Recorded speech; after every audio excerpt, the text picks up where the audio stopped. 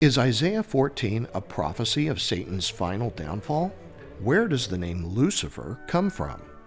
Join Dr. Warren Gage for part 2 of this 3-part series on the war between Satan and God. I want to look at Isaiah 14 today. This passage traditionally has been interpreted as describing the fall of Satan.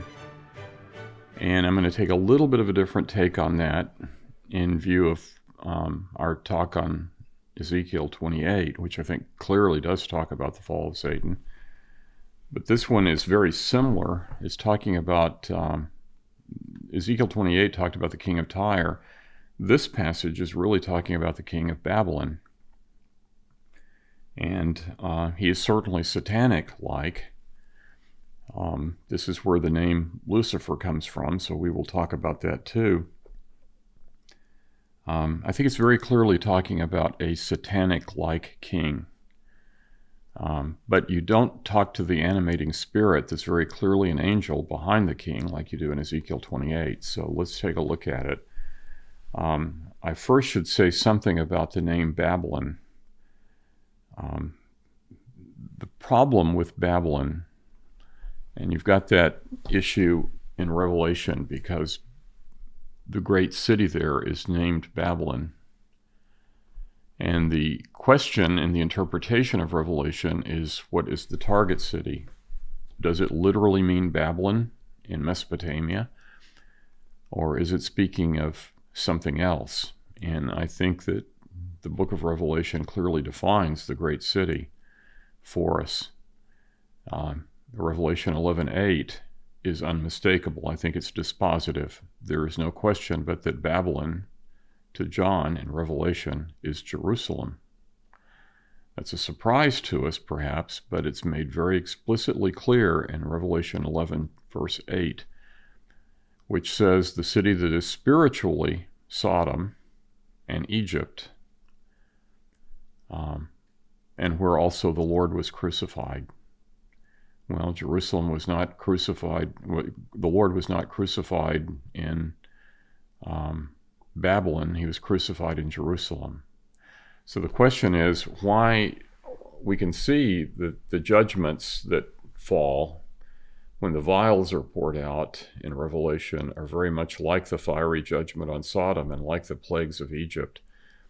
And that verse then is telling us that Jerusalem, that crucified Christ, has become rebellious against God, like Sodom, worthy of a fiery judgment, and that the city had become spiritually like Egypt, that enslaved in their legalism the people of God, rather than liberated them.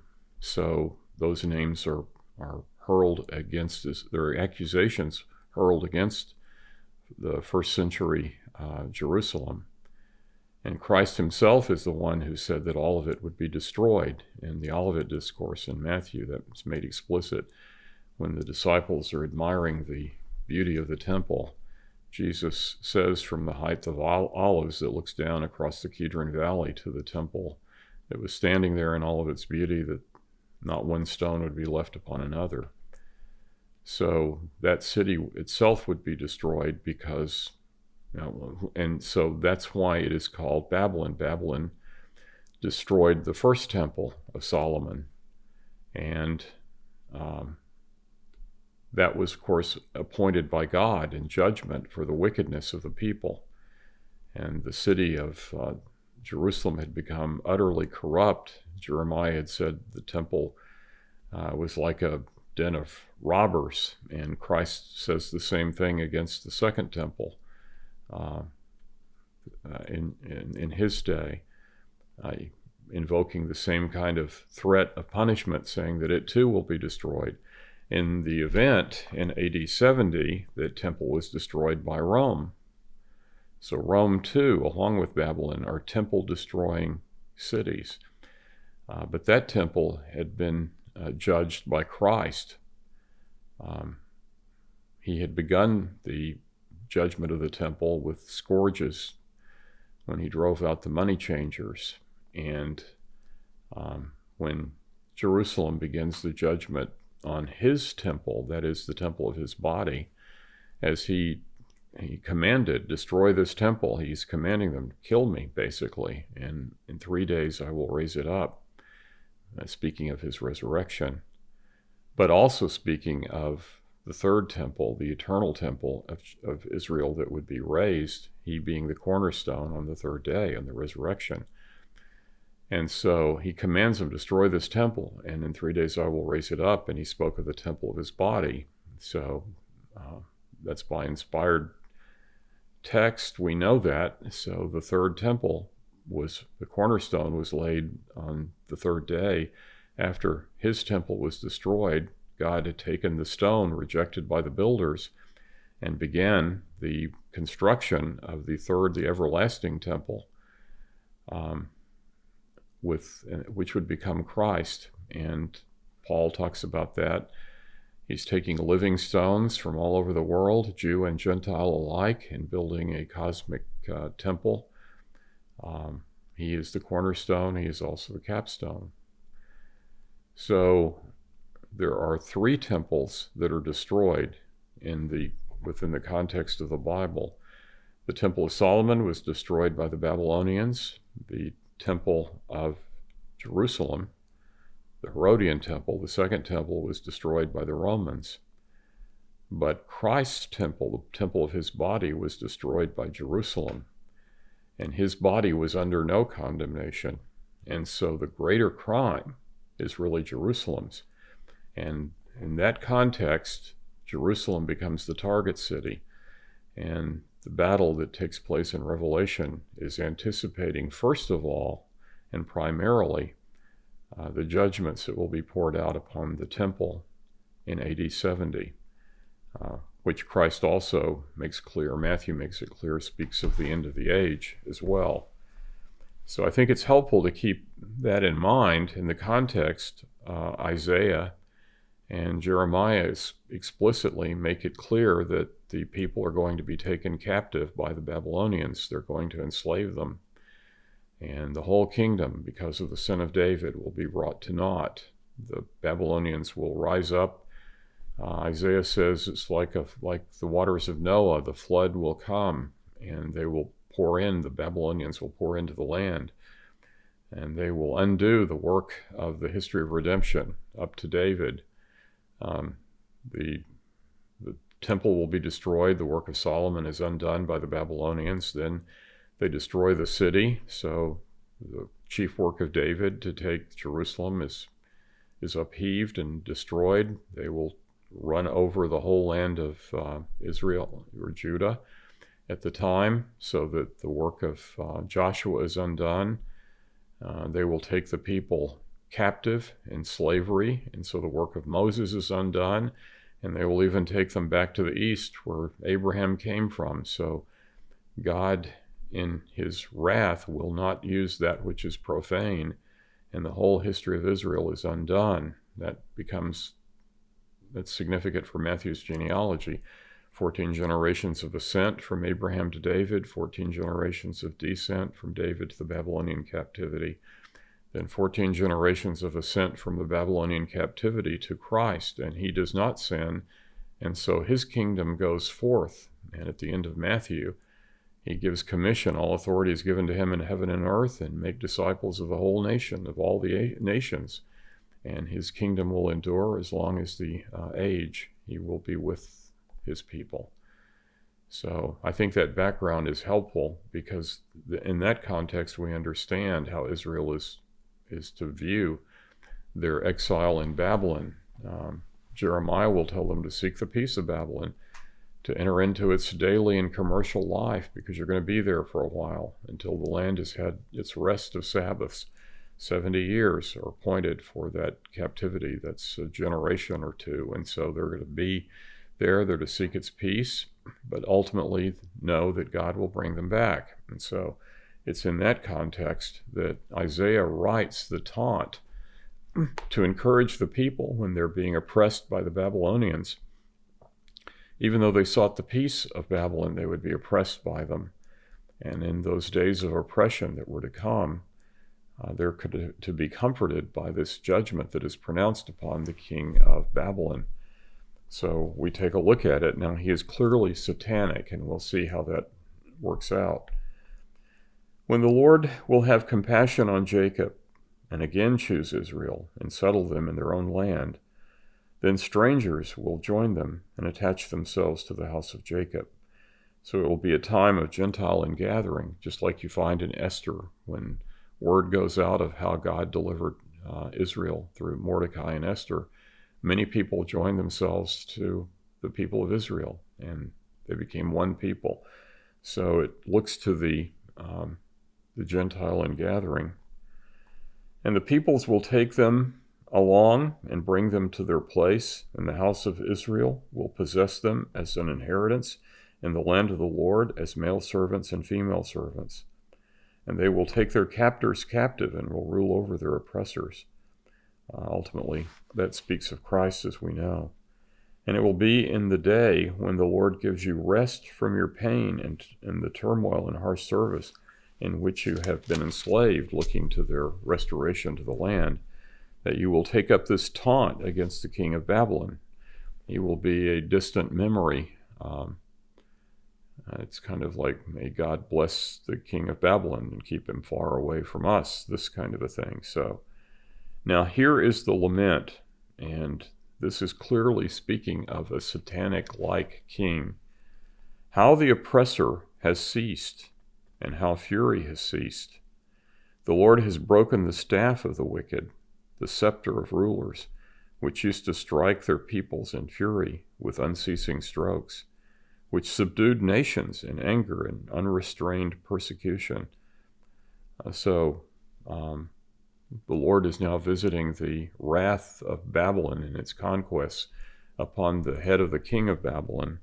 The whole earth is at rest and is quiet. In his rise, he upheaved whole peoples and nations, and so, like the Assyrian did after him, same kind of policy of turmoil and upheaval and wrath, and all of that was measured and now is coming against this particular king. And when he is destroyed, the whole world has a rest, it has a Sabbath, and is quiet. And they break forth into shouts of joy. The earth is rejoicing at the fall of this mighty king. Even the cypress trees rejoice over you, and the cedars of Lebanon.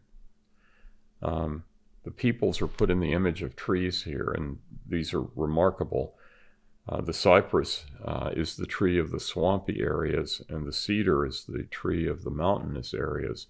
You never find them together in nature, but here they're joined in celebrating. That is, all regions are celebrating the fall of this wicked and oppressive king.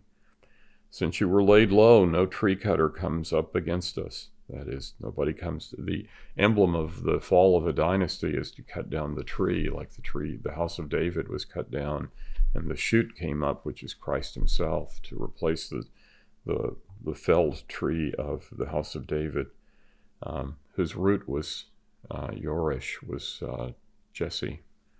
So anyway, since you were laid low, no tree cutter comes up against us. Sheol from beneath is excited over you to meet you when you come. So Sheol is the place of the grave. Everybody goes to Sheol. It's the common fate of man. We came forth from the earth in the birth of Adam, and we go back to the earth in our death. And so Sheol, it's not talking about hell particularly. It's talking about the place where all mortals go. So Sheol from beneath is excited over you to meet you when you come. They are told that they're going to have a famous visitor who's going to come to join them. And that visitor is the one who shook the kingdoms of the world, the mighty king of Babylon. He's going to come down to Sheol. And so everybody's waiting for this mighty, mighty emperor, king of kings, to come down. And so he's going to come down. They're all excited to meet him. They arouse for you the spirits of the dead and the leaders of the earth. It's a place of sleeping. It's a picture of death. And so, but they're all sleepy and in their corruption. But they arouse themselves to welcome. They come out for the parade that will welcome the conduct of the king of Babylon into the depths of Sheol. So they arouse themselves, the spirits of the dead, all the leaders of the earth. It raises all the kings of the nations from their thrones. So Sheol is a kingdom too. They have their thrones of their lesser ruler. And they're all rising up to greet this king of Babylon.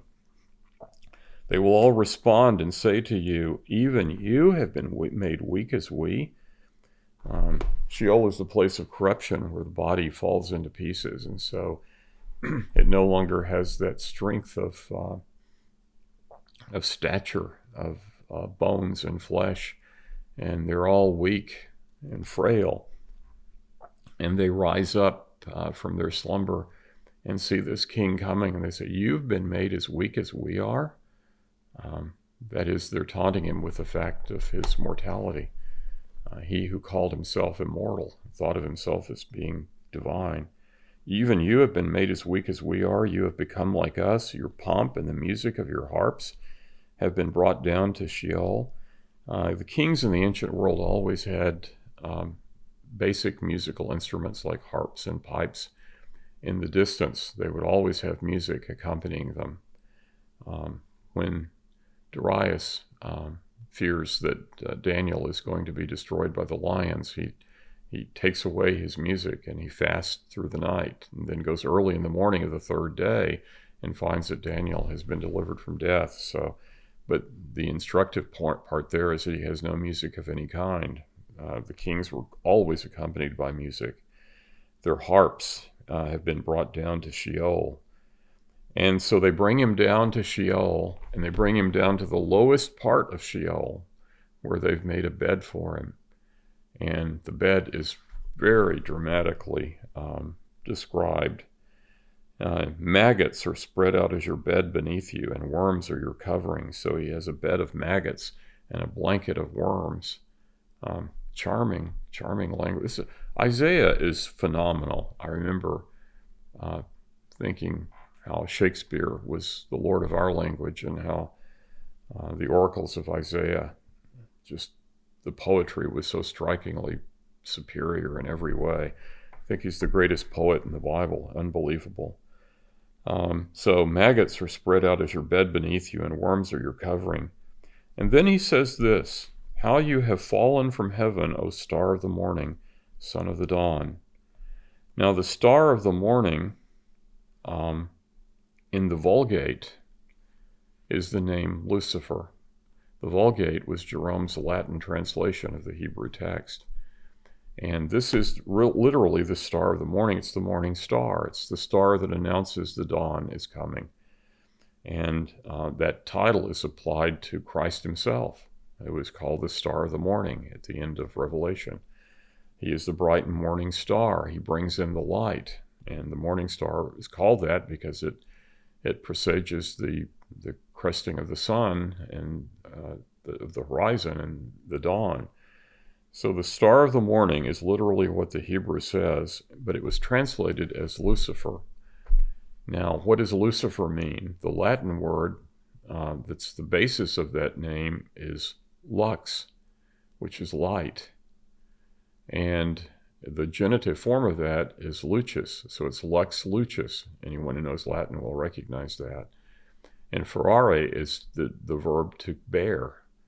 So it is the bearer of light, so it takes the genitive form. It's lucis ferrare, so it's Lucifer. It's called the light bearer, is what it means, the one who carries in the dawn. And like I said, that can also be used of Christ, who does bring in the dawn. But this one is talking about how you have fallen from heaven, O star of the morning. Now, the star of the morning, of course, is not a star. It's the planet Venus. The Romans called it Venus, or the Greeks Aphrodite. Venus is, the word for Venus in Latin is Lucifer. It means the planet, the star that brings in the morning. And so because it was Venus, it's identified with love, and Aphrodite, the goddess of love, the Babylonians called the morning star Ishtar, which was their goddess of fertility, the equivalent of Aphrodite and of Venus. Ishtar was the great goddess of Babylon. Esther, whose Hebrew name was Hadassah, which is myrtle tree, her cultural name was Ishtar, Esther. We get the word Easter, the festival that of the resurrection that comes from that ultimately. But in any case, Ishtar was the name of the great star of Babylon, the guide that brought in, and the king was identified with Ishtar. And so the course of Ishtar in the course of the night sky as it goes up to its zenith, and then it falls to its nadir. That's the cycle of the movement of the planet, which is Ishtar, which is Venus, and then when it declines, the light breaks forth. That's sort of an idea. So he says, how you have fallen from heaven, O star of the morning. So the course of the king is to rise to his zenith, but then the star falls, and so the prophet is appealing to that phenomenon of the starry emblem of the king of Babylon to say, you rise high, and then you fall low. It's tracing out the trajectory of his fall down to the pits of Sheol, where he has this bed of maggots and blanket of worms. How you have fallen from heaven, O star of the morning, son of the dawn. You have been cut down to the earth.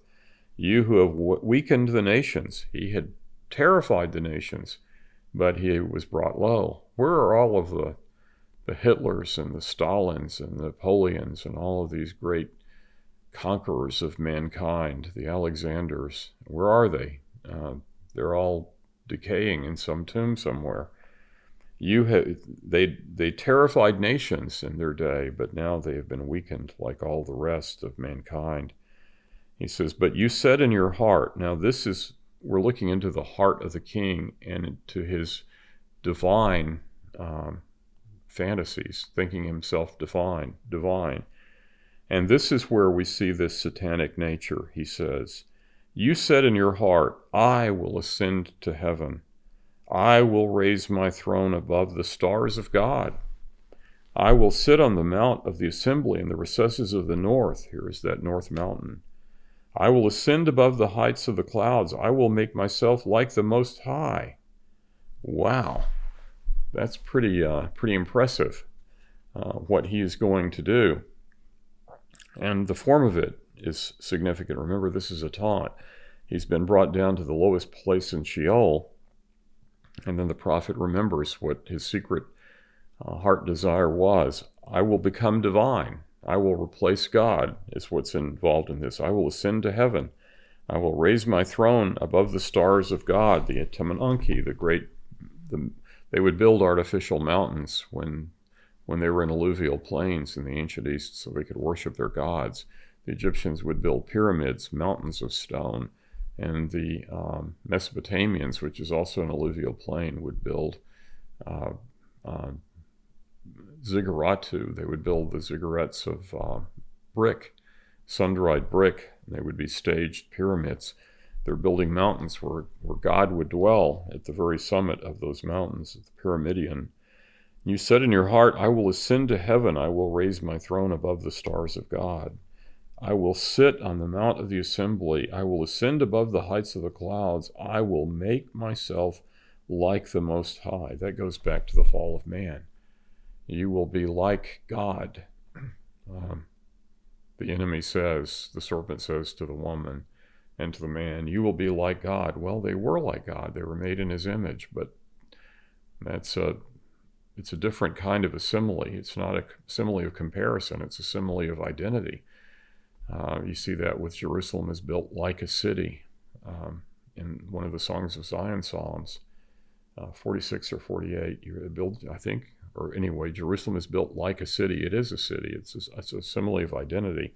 So here, you said in your heart, I will ascend to heaven. I will raise my throne above the throne of God. I will sit on the mount of the assembly. I will ascend above the heights and make myself like the Most High. I will become like God. And the format here is also instructive. God speaks from the perspective of the eternal existence of God. So all he can speak in the present is I am, Echya. I am, Echya, Asher, Echya. I am he or that, the relative there, I am. So there's an atemporality in that. He's not subject to time. But this king of Babylon speaks similarly. Instead of I am, it's I will. I will be, I will be, I will be. So he's looking to the future where he will take his place as God. He will become the I am, which is impossible because he's already acknowledging that he's time-bound. But these I will be who I will be is the essence of the pride here. I'm going to be defined as God. These I wills. We'll see the same language in the taunt against Pharaoh that Moses writes in Exodus 15, because there's the king of Egypt who had similar aspirations. And we'll see that same language in the taunt. I will ascend to heaven. I will raise my throne above the stars. He's going to become the new divine being. Nevertheless, you will be thrust down to Sheol, to the recesses of the pit. You said, I'm going this way, and you're actually going this way, which is the trajectory of the tragic trajectory of the enemies of God. Those who see you will gaze at you. They will ponder over you, saying, is this the man? He's not an angel. Is this the man who made the earth tremble, who shook kingdoms, who made the world like a wilderness and overthrew its cities and did not allow his prisoners to go home? So he's going to be brought to a place of public humiliation. He's going to be seen to be nothing but mortal. And he says, all the kings of the nations in glory, each in his own tomb. All the kings of the nations lie in glory, and the glory is their tomb. That's not really very glorious. That's why this literature is called the taunt. It's teasing him for his pride that would lift him up, and yet the reality of his destiny was to be brought low at the command of God. So, but you have been cast out of your tomb like a rejected branch, clothed with the slain who were pierced with the sword, who go down to the stones of the pit like the trampled corpse. You will not be united with them in burial, because you have ruined your country. You have slain your people. May the offspring of evildoers not be mentioned forever. Prepare for the sons a place of slaughter because of the iniquity of their fathers. They must not arise and take possession of the earth and fill the face of the world with cities. I will arise against them, says the Lord of hosts. That's his military name. He's the Lord of the hosts of armies, armies of angels and armies of men, and will cut off from Babylon name and survivors, offspring and posterity, declares the Lord. So he's going to make it a place of possession of the hedgehog and the swamps of water, and I will sweep it with the broom of destruction. I love that phrase, the broom of destruction. I will sweep them away, declares the Lord of hosts. So that's the judgment on Babylon, and that's the background. It is not really the proper name of Satan, Lucifer. Although the church has used that as a name for Satan, it's certainly talking about the king of Babylon. But the king of Babylon himself is certainly an emissary of Satan. And so in that sense, I think it's the same. It's speaking of the king who aspires to be like God. And in that pride, he's lifted up like the Satan was, the adversary, the enemy of God. And he's judged as he would lift himself up, so far will his trajectory be to be destroyed until God has made an end of him and all of the wickedness that he accomplished in the earth. Thank you for listening to the Dr. Warren Gage podcast. If you enjoyed this message, please be sure to like and subscribe to one of our channels so that you never miss an episode. We'd appreciate it if you could also leave us a review. You can find us on drwarrengage.com, YouTube, Apple Podcasts, and Spotify. To support the podcast and gain access to exclusive offers and content from Dr. Warren Gage, please visit our Patreon account at patreon.com/drwarrengage. We hope you join us next time on the Dr. Warren Gage podcast.